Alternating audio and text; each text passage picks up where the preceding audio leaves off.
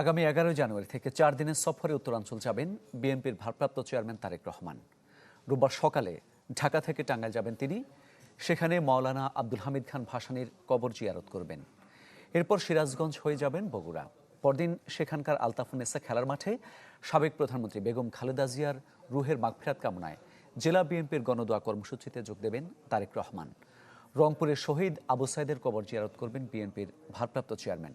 এরপর দিনাজপুর, ঠাকুরগাঁও, পঞ্চগড়, নীলফামারী ও লালমনিরহাটে বিভিন্ন ধর্মীয় ও সামাজিক অনুষ্ঠানে অংশ নেবেন তারেক।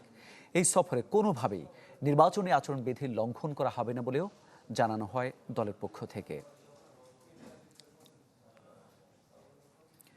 এই বিষয়ে আরো খবর জানাতে চাই আপনাদের। রাজধানীর গুলশান থেকে সরাসরি যোগ দিচ্ছেন সহকর্মী শাহনেওয়াজ বাবলু। বাবলু, 4 দিনে প্রায় 10টি জেলা সফর করবেন বিএনপির ভারপ্রাপ্ত চেয়ারম্যান তারেক রহমান। নিরাপত্তা সহ সার্বিক প্রস্তুতি কেমন দেখছেন দলটির? মামুন, নিরাপত্তা তো থাকবেই দলের পক্ষ থেকে। আপনি যেমনটা বলেছিলেন যে দলের পক্ষ থেকে যেহেতু সামনে নির্বাচন, উনি যেহেতু 2টি আসনে নির্বাচনে প্রতিদ্বন্দ্বিতা করবেন। ইলেকট্রা রেফ্রিজারেটর, খাবার তাজা তো জীবন তাজা। ইলেকট্রা, ফ্রিজের রাজা। তাই যাতে নির্বাচনের আচরণবিধি যাতে কোনো ধরনের লঙ্ঘন না হয় সেজন্য দলের পক্ষ থেকে ইনস্ট্রাকশন দেওয়া হয়েছে। আপনি জানেন আগামী 11 জানুয়ারি তিনি উত্তরাঞ্চলে সফর করবেন, বিশেষ করে 9টি জেলায় তিনি সফর করবেন। 11 তারিখ টাঙ্গাইল দিয়ে শুরু হবে, শেষ হবে বগুড়া দিয়ে।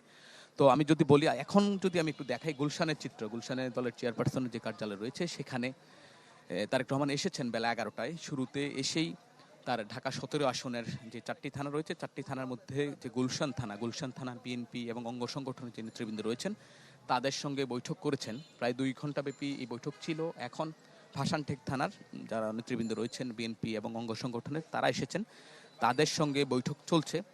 এরপর যে গণ অধিকার পরিষদের সভাপতি রাশেদ খান, নুরুল হক নূর, এবং গণ অধিকার পরিষদ থেকে পদত্যাগ করে যিনি বিএনপিতে যোগ দিয়েছিলেন সাধারণ সম্পাদক রাশেদ খানও আসবেন কিছুক্ষণ পরে। তাদের সঙ্গে তারেক রহমান বৈঠক করবেন। এছাড়া অন্যান্য রাজনৈতিক দলের নেতৃবৃন্দ আসার কথা রয়েছে দিনব্যাপী, যেহেতু উনি প্রতিদিন এখানে অফিস করছেন, সাংগঠনিক কার্যক্রম পরিচালনা করছেন।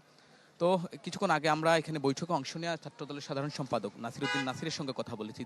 তিনি জানিয়েছেন যে তাদের ইনস্ট্রাকশন দেওয়া হচ্ছে, যেহেতু এই আসনের 4টি থানা রয়েছে, 4টি থানা নেতৃবৃন্দের সঙ্গে মূলত ইনস্ট্রাকশন দেওয়া হচ্ছে কী সমস্যা রয়েছে আসনে সেটি আইডেন্টিফাই করা হচ্ছে এবং সেটি সমাধানে নেতাকর্মীদের কার্যকর উদ্যোগ নেওয়ার জন্য বলা হচ্ছে ধানের শীষের পক্ষে প্রচারণা যখন থেকে শুরু হবে তখন থেকে ব্যাপকভাবে যাতে প্রচারণা শুরু করা হয়। তারেক রহমান যেহেতু সারা দেশ সফর করবেন, যারা এইখানে দায়িত্ব নেতৃবৃন্দ রয়েছেন তারা যাতে তার দায়িত্বটা ফুলফিলভাবে পালন করেন। পাশাপাশি উনিও হয়তো এই আসনে তিনি প্রচারণায় অংশ নিতে পারেন। মামুন, ধন্যবাদ আপনাকে। বিএনপি চেয়ারপারসন গুলশানের রাজনৈতিক কার্যালয়ের সামনে থেকে জানাচ্ছিলেন সহকর্মী শাহনেওয়াজ বাবলু।